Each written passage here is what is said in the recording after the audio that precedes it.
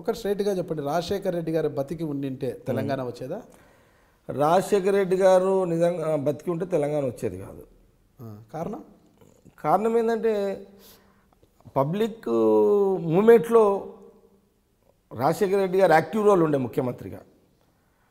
కాబట్టి తెలంగాణ ప్రజలు కూడా అజిటేషన్కి అప్పటికి ఇంకా కేసీఆర్ మాట రిసీవ్ చేసుకునే పరిస్థితి లేదు.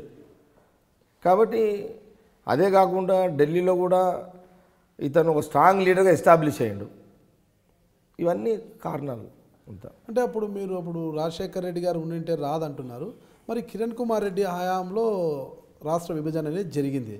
అంటే అప్పుడు కిరణ్ కుమార్ రెడ్డి యొక్క అసమర్థత అంటారా, చేతకానితనం అంటారా, మళ్ళీ ఎట్లా తెలంగాణ రావడానికి బలమైన కారణం ఏంటంటే కిరణ్ కుమార్ రెడ్డి అసమర్థత కాదు. కిరణ్ కుమార్ రెడ్డి గారు కూడా తెలంగాణ లేదు సమైక్యంగానే ఉండాలి, అవసరం అనుకుంటే మీరు తెలంగాణకు ఒక ముఖ్యమంత్రి ఇచ్చినా సరే నన్ను డ్రాప్ గమ్మంట అయితే సమైక్యంగా ఉంచండి, తెలుగు మాట్లాడే వాళ్ళందరూ కలిసే ఉందాము,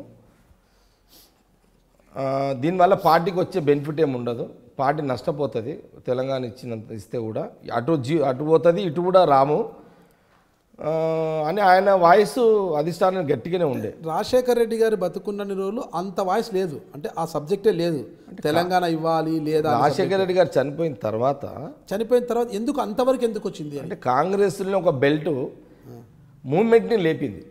అంటే ఆ బెల్ట్ అంతా కూడా రాజశేఖర్ రెడ్డి గారు ఉన్నంత వరకు నోరు మెదపలేదనా? రాజశేఖర్ రెడ్డి గారు ఉన్నంతకాలం మాట్లాడలేరు. అంటే రాజశేఖర్ రెడ్డి గారు చనిపోయిన తర్వాత అణచివేయడం అని కాదు, రాజశేఖర్ రెడ్డి గారు ఒక స్ట్రాంగ్ పొలిటీషియన్. ఆయన ముందు వాయిస్ ఇప్పే ప్రయత్నం వాస్తవానికి కూడా జరగలేదు. ఆయన చనిపోయిన తర్వాత కాంగ్రెస్లో ఒక సెక్షన్, ఒక బెల్ట్, అసలు ఇంత పెద్ద మూవ్మెంట్ జరగడానికి కారణం కూడా కాంగ్రెసే. కేసీఆర్ ఒక్కడు టీఆర్ఎస్ పార్టీ పెట్టినంత వచ్చింది కాదు తెలంగాణ. ఆ రోజు రాజశేఖర రెడ్డి గారు చనిపోయిన తర్వాత మూమెంట్ని కేసీఆర్ని ముందు పెట్టి నడిపించి దీన్ని హై క్రియేట్ చేసి ఢిల్లీలో సోనియా గాంధీని మానసికంగా ఆమెని తెలంగాణకి ఆమెను బాగా మెంటల్గా మానసికంగా బాగా లేదమ్మా ఇట్లా తెలంగాణ ఇట్లా నష్టపోయింది ఆమెను బాగా ఆమెని మానసికంగా లోబట్టుకొని ఆమె నుంచి ఆ పిలుపు వచ్చేటట్టు చేసిన ప్రయత్నం total Congress party. KCR nothing, జీరోగా ఆయన కేవలం ఏంటంటే ఆయన ఒక పావు, కాంగ్రెస్ ఆడిన చెస్లో ఆయన ఒక పావు అనమాట. ఆయన అది ఈ పావుని కదిపిందంతా కాంగ్రెస్ కదిపి అధికారాన్ని ఇచ్చారు, కదిపి అధికారాన్ని ఇచ్చేసింది మా ఊరంతా. ఓకే, అట్లా అయితే ఇప్పుడు ఇంకా రాజశేఖర రెడ్డి గారు చనిపోయారు, తెలంగాణ రాష్ట్ర విభజన జరిగింది. ప్రత్యేక తెలంగాణ కావాలంటూ తెలంగాణలో పెద్ద ఎత్తున ఉద్యమాలు జరుగుతున్నాయి. అదేవిధంగా ఏపీలో కూడా సమైక్యవాదం కోరుతూ సమైక్య ఉద్యమాలు జరుగుతున్నాయి. ఆ సమయంలో తెలంగాణ ప్రజలంతా తెలంగాణ కోరుతుంటే తెలంగాణలో పుట్టిన మీరు సమైక్యవాదంతో ముందుకు వచ్చారు, సమైక్యవాదాన్ని వినిపించారు. ఎందుకు అంతగా అంటే తెలంగాణలో ఉన్న మీరు ఎందుకు అలా చేశారు? అంటే వాస్తవానికి కూడా ఏంటంటే తెలంగాణ స్టేటు విభజన అనేది నాకున్న ఆ రోజుల్లో నాకున్న అవగాహన ఏంటంటే తెలంగాణ పవర్ కోసం, ఇప్పుడు తెలంగాణ స్టేట్ సపరేట్ అయితేనే మనకు అధికారం వస్తుంది అనేది మెయిన్ ఎజెండా. ఈ ఉద్యోగాలు, ఈ నీళ్ళ దోపిడీ ఇదంతా భ్రమణ. ఇదంతా ఇప్పుడు ఎట్లంటే సమైక్య రాష్ట్రం ఉన్నప్పుడు ఎక్కువ ఉద్యోగాలు వచ్చినాయి. అట్లంటే ఇప్పుడు 2.5 ఏం లేదు, ఉద్యోగాలు లేవు, నీళ్లు లేవు, ఏం లేని భూమి లేదు, ఏం లేదు. అదే కదా ఇస్తున్నారు కదా, టీచర్ నోటిఫికేషన్ ఇచ్చారు. ఈ నోటిఫికేషన్లు అప్పుడు కూడా వచ్చినాయి, అప్పుడు కూడా నోటిఫికేషన్ డిఎస్సి ఉంది, పోలీస్ రిక్రూట్మెంట్ ఉంది, అన్నీ ఈ రిక్రూట్మెంట్లు అప్పుడు కూడా ఉన్నాయి. కాంట్రాక్ట్ లేబర్స్ అంతా పర్మనెంట్ చేస్తున్నారు అంత ఉంది కదా, ఇంకా రాలేదు కదా. మొన్న కూడా అది ఆర్డర్ అనడం కేసీఆర్ మాటలకు చేష్టలకు చాలా తేడా ఉంటుంది. కేసీఆర్ ఎంతైతే మాట్లాడతాడో అంత ప్రాక్టికల్గా ఉండదు, అంత ఉండదు. జనాలని మభ్య పెట్టే దాంట్లో, జనాలని మోసం చేసే దాంట్లో దిట్ట అనే వ్యక్తి కేసీఆర్, అందులో ఏం అనుమానం లేదు. ఎంత నమ్మినా కూడా, ఏ ఎన్నికలు పెట్టినా కూడా టీఆర్ఎస్కే ప్రజలు పట్టం కడుతున్నారు కదా. కట్టిర్రు. కారణం ఏంటంటే తాను ప్రతి సెక్షన్లో ఓట్ బ్యాంక్ను సంపాదించాడు.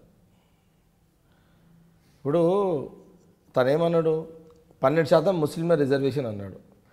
రిజర్వేషను 12% కాదు అని తెలియదు ఆయనకు, కానీ ప్రజలు అంటే పెడతంటే ఏ ప్రజలకైనా ఆశ ఉంటుంది. పెడతంటే ఆశ కొడతంటే భయం. లేసి వస్తాడంట. ఇప్పుడైనా అది పెట్టుకోండి. పెడతంటే ఆశ కొడతంటే భయం. ఈయన స్ట్రాటజీ ఏంటంటే పెడతా అని ఆశ పెట్టాడు.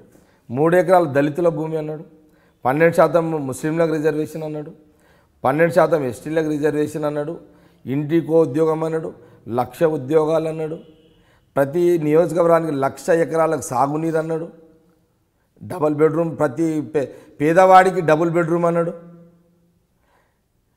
రైతు రుణమాఫీ అన్నాడు. ఇన్ని స్కీములు ఏం అన్న కొన్ని ప్రతి దాంట్లో ఇన్ని ఓట్లు అంటే ఇన్నే అయినాయి. కాబట్టి ఈజీగా గెలిచిపోయాడు. అట్లా అది స్ట్రాటజీ ప్రకారమే పోయిండు. అంటే ఇక్కడ తెలంగాణ ఉద్యమం ఎంత పెద్ద ఎత్తున జరిగినా కూడా తెలంగాణని ఇచ్చింది మాత్రం కాంగ్రెస్ ప్రభుత్వమే. ఎట్టకెళ్ళ కాంగ్రెస్ అనుకోకపోయింటే 100% కాంగ్రెసే ఇచ్చింది. సోనియా గాంధీ గారు దయతోటే తెలంగాణ వచ్చింది. అలాంటప్పుడు తెలంగాణ ప్రజలు కాంగ్రెస్ పార్టీకి పట్టం కట్టాలి కానీ తెలంగాణ టీఆర్ఎస్కి ఎందుకు పట్టం? రేపు మొన్న జరిగిన ఓటింగ్ 2014లో జరిగిన ఓటింగ్ తెలంగాణ ఇచ్చినందుకు జరగలేదు. కేవలం కేసీఆర్ ప్రవేశపెట్టిన ఉచిత పథకాలే కేసీఆర్ని గెలిపించినాయి. మరి ఆ పథకాలు కాంగ్రెస్ పార్టీ ఎందుకు అనౌన్స్ చేయలేకపోయింది? కేసీఆర్ ఎంతసేపు తెలంగాణ మీదనే పెట్టింది మైండ్ అంతా. తెలంగాణ ఇస్తే జనాలు వేస్తారు అనుకున్నారు. తెలంగాణ ప్రకటించేస్తే తెలంగాణ ఇచ్చేస్తే జనాలు ఓటేస్తారు అనుకున్నది మా కాంగ్రెస్ స్టాండ్ ఉండే. ఓకే, అందుకే మా వాళ్ళు దెబ్బతిన్నారు. కేసీఆర్ తెలివితోటి దాన్ని పక్కకి పెట్టేసిండు. ఇక పథకాలు ప్రవేశపెట్టిండు, ఉచిత పథకాలు ప్రవేశపెట్టిండు, జాక్పాటు కొట్టేసిండు అంతే.